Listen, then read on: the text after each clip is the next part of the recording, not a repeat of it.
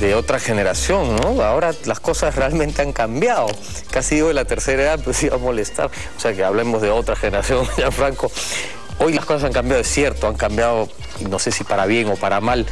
El asunto es que reciclar puede sonar muy fácil. Y yo reciclo, por ejemplo, y pues, yo reciclo. Claro, en mi edificio, en mi casa hemos puesto 2 tachos, uno para la basura orgánica, otro para la inorgánica. Y hasta mi hijo sabe que aquí pone todo lo que sea plástico, papel, vidrio, lo que sea, y aquí todo lo que se pueda mover algún día, o sea, lo que sea materia viva, ¿no? O mezclada. Entonces, eso se separa y ya está. Hemos hecho una gran labor por el medio ambiente, pero ¿realmente es eso reciclar? Reciclar eso es una pequeña partecita de un proceso mucho más grande y complejo, ¿no? ¿Qué estamos haciendo? ¿Estamos haciendo lo suficiente? ¿Reciclar realmente nos va a salvar el pellejo en el futuro? Yo cada vez que escucho sobre el reciclaje, sobre cómo hacerlo, me pregunto cuánto realmente sirve separar nuestros desechos desde casa. Si es que, por ejemplo, los países más contaminantes del mundo, como Estados Unidos y China, no pertenecen al Tratado de Kioto. Si es que las mineras van a seguir botando sus relaves a las aguas, o si es que los carros van a seguir botando millones de gases contaminantes al medio ambiente. ¿Sirve realmente reciclar o es una forma de calmar nuestra conciencia frente al descalabro inminente de nuestro planeta? Hoy en 3G vamos a hablar sobre reciclaje. ¡Qué fuerte!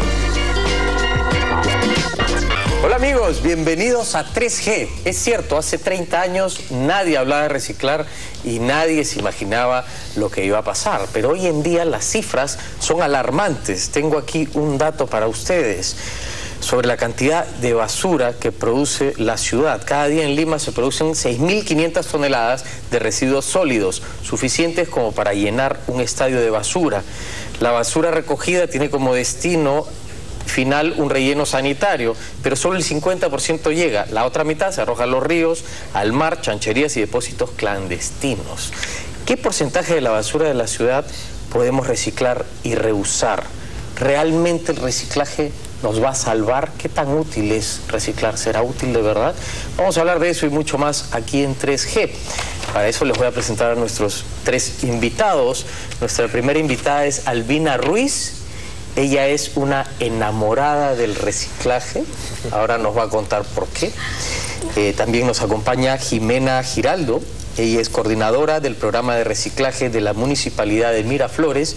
Y nuestro tercer invitado es Carlos Aguilar, ingeniero ambiental, especialista en residuos y coordinador de reciclaje de la empresa Owen, Illinois. ¿Qué tal amigos? Bienvenidos a 3G. Muchas gracias. Gracias a ustedes por venir.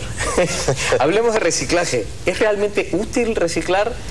¿Estamos hablando más de lo que debemos del tema o deberíamos hablar mucho más? Deberíamos hablar mucho más, realmente. Hablar de reciclaje es hablar de cuidar el planeta, es hablar de salud pública, es hablar de empleo digno. Y es hablar de tu novio.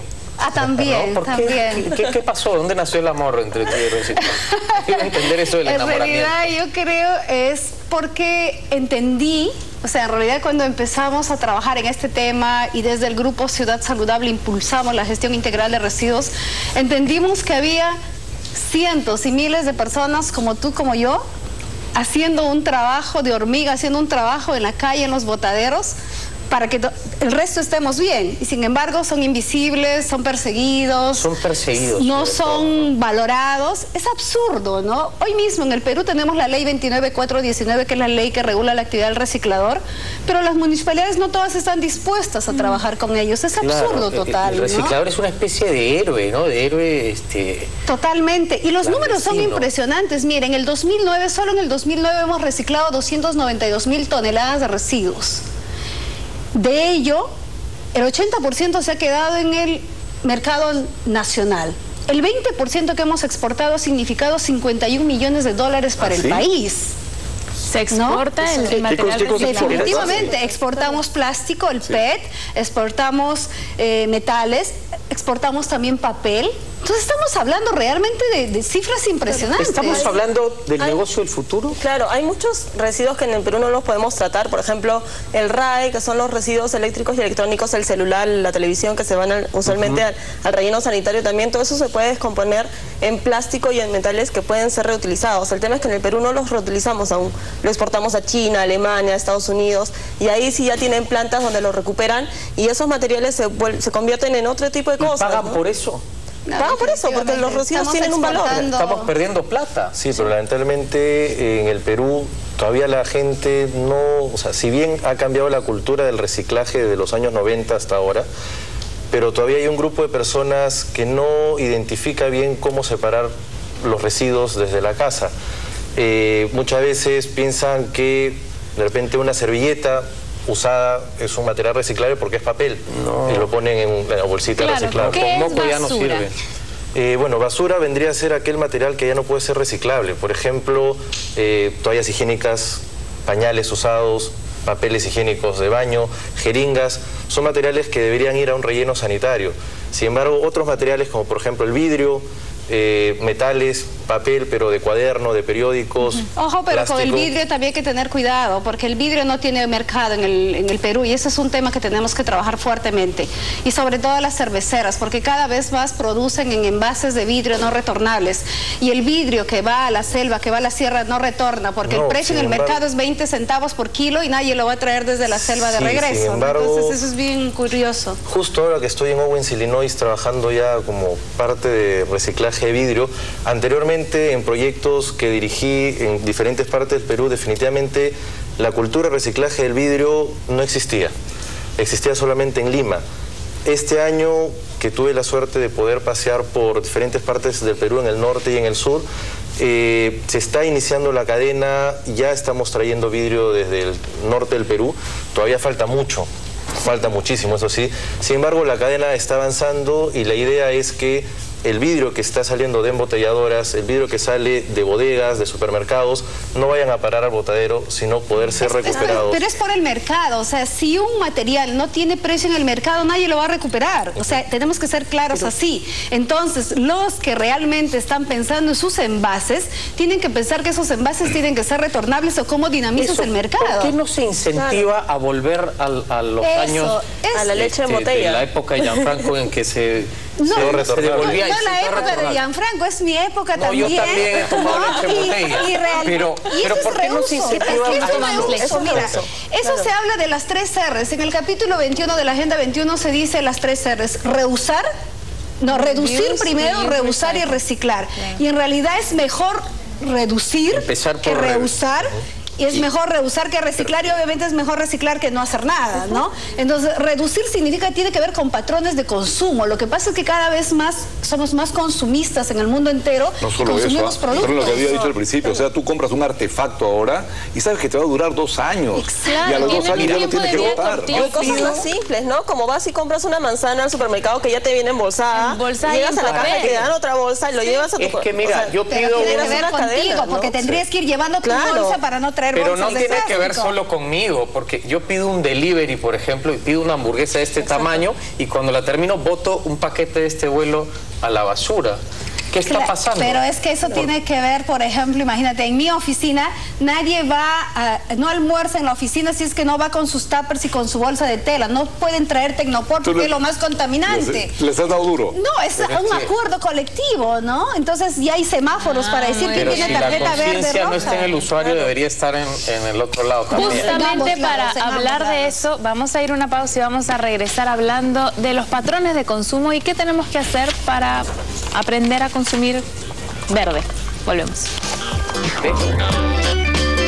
Amigos, estamos hablando en 3G sobre reciclaje y lo importante que es establecer patrones de consumo y patrones de producción, decía Salvina también. No hablamos desde la comida rápida, los envases en los supermercados. Mixtura, ¿no? Nosotros hemos hablado, por ejemplo, con mixtura. No pueden vender 300.000 platos en Tecnopor cuando es lo más contaminante. Tendríamos que estar pensando en envases de cartón que es biodegradable. Ahí está. Desde eso, ¿no? ¿Qué pasa con el Tecnopor? Me han contado que no se puede reciclar. No se puede reciclar, es contaminante. Además, en el ambiente nunca se va a degradar, se va a convertir en partículas y se van a quedar por Tengo allí. entendido que en México hay una universidad donde lo están tratando de disolver en unos químicos y lo que generan es un adhesivo, ¿no? Un aditivo que te sirve para cualquier cosa.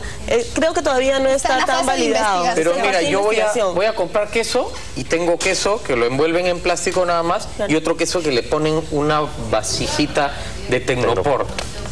¿Por qué no dejan de ponerla ya? ¿Para qué ponen esa vasija? Yo parezco una loca porque cada vez que hablo con el administrador, oiga, por favor, incluso cuando voy, me lo pesa, no quiero Tecnopor. No la retiran, necesitamos. ¿no? Claro. Pero es que si fuéramos muchos más hablando eso, ella preguntaba, ¿el reciclaje sirve? Claro que sirve. En el año 2009, nuevamente, donde hemos hecho todo un estudio nacional, con solo el porcentaje del papel y cartón que se recicló en el Perú, se evitaron talar 2 millones de árboles. ¡Wow! Qué bestia. ¿No? Y además, si tú miras las miles de litros de agua, los miles de kilovatios de energía que has ahorrado en el proceso, la cantidad de barriles de petróleo que no has usado por haber reciclado plástico, es increíble. Y el espacio que estás ahorrando en el relleno sanitario, porque el relleno sanitario no es un hueco que va a estar infinitamente llenándose de basura, tiene una capacidad. El relleno sanitario es algo que la gente no maneja, creo. El relleno sanitario es un hueco donde se acumula y se presiona la basura. No es un hueco. El relleno sanitario es un diseño de ingeniería, es un diseño de ingeniería que debería tener sus chimeneas para captación de gases, debería tener sus drenes para líquido lixiviado, debe tener geomembrana, geotextil, tiene los que son rellenos sanitarios, es que lo demás es botadero, hay que llamarlo por su nombre. En el país solamente hay 9 rellenos sanitarios y además ubicar un relleno sanitario genera conflictos en el país, nadie lo quiere porque piensan que va a ser un botadero. Entonces yo creo que el tema es que hay que educar incluso a los propios alcaldes, a los funcionarios en que digan, no tienen que decir yo tengo un relleno sanitario, tienen que decir yo tengo un botadero, tienen que asumir lo que es un botadero. ¿Qué decía Carlos? Sin embargo, justo lo que mencionaba Albina, la mayoría de funcionarios municipales confunde el término relleno sanitario con botadero municipal.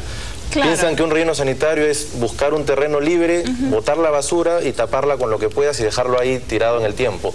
Sin embargo, un relleno sanitario, como mencionó Albina, es un trabajo de ingeniería donde hay diversas técnicas para evitar que los líquidos de la basura contaminen el suelo, que los gases vayan directamente al ambiente y que además requieren de estudio de impacto ambiental, de estudio geológico, de estudio geotécnico. Y de algo tan simple como es un espacio para que se pueda instalar el relleno sanitario sin afectar a la población que está en el entorno, además, y son limitados. O sea, mientras menos basura nosotros botemos al relleno sanitario, a los botaderos y demás, obviamente estamos generando un impacto positivo para el ambiente. Pero justamente ahí tenemos que ir a apuntar a lo que hoy en el mundo estamos hablando de basura cero. Y cuando hablamos de basura cero no estamos hablando de que no vamos a producir basura, en realidad deberíamos hablar de residuos, sino que estamos hablando de que en realidad, por ejemplo, en el Perú, el 55% en promedio de los residuos es materia orgánica. Eso puede transformarse en compost. ¿Qué es el compost? Un abono para la agricultura. Sí. El 25% en promedio es material reciclable. Entonces, solamente un 18-20% debe ir al relleno sanitario si es que no cambiamos los patrones de producción y de consumo.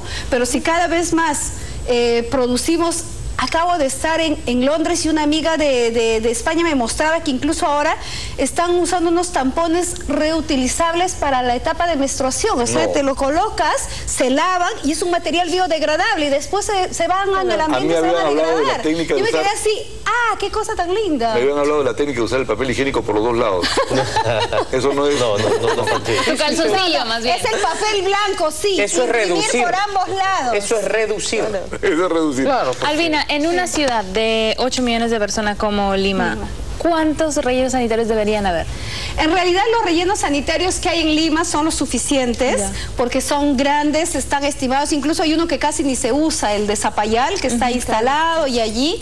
El tema es en realidad que todos los residuos deberían ir allí, lo que no se debe, los residuos que no se pueden reutilizar o reciclar. El tema es que ahora estamos enviando todos los residuos ahí. Es increíble que las municipalidades gasten dinero pagan para que les recojan, pagan para que los entierren, en lugar de gastar ese dinero en educar a la gente para que separe sus residuos, le entregue a un reciclador formalizado y genere empleo digno. A ver, ¿alguien me puede explicar por qué no hacemos eso tan sencillo, ¿Por qué, pues? gastando menos dinero? Yo creo que es un tema progresivo. Yo creo que el error en muchos años en el tema de sensibilización ambiental ha sido el apuntar porque el vecino, porque la persona cambie drásticamente lo que hacen en la vida cotidiana. Si tú le dices a un vecino, sabes que mañana no te voy a recoger la basura, le estás generando un problema y probablemente te vaquen y el siguiente va a venir y te va a recoger la basura de tu casa. Entonces, hay una tarea pendiente de capacitar, de sensibilizar. Es un trabajo de hormiga porque cada caso, un departamento, una casa, un edificio, son casos muy diferentes, ¿no? Y hay que hacer ese